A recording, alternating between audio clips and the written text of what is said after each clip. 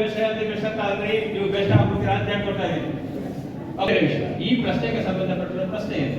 ಪ್ರಶ್ನೆ ಇಷ್ಟೇ, sir I don't know whether I am the best or not. How can I believe I am the best?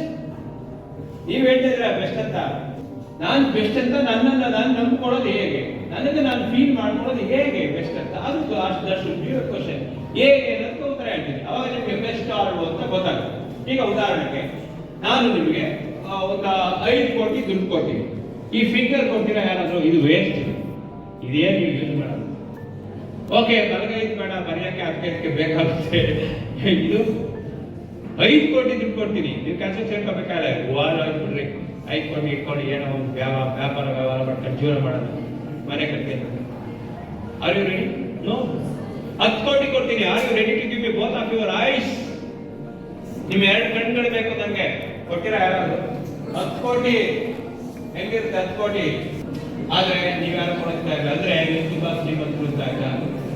ಅದಕ್ಕಿಂತ ಹೆಚ್ಚಿಗೆ look at this world, some people are blind.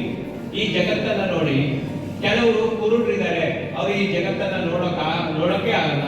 ಕೆಲವರು cute ಇದ್ದಾರೆ, ಅವರು ಏನನ್ನು ಕೇಳಕ್ಕಾಗಲ್ಲ, ಕಿವಿ ಕೇಳಿಸಲ್ಲ ಅಂತವ್ರಿದ್ದಾರೆ. ಕೆಲವರು ಮೂಕರಿದ್ದಾರೆ, ಅವ್ರಿಗೆ ಮಾತಾಡಕ್ಕೂ ಬರಲ್ಲ.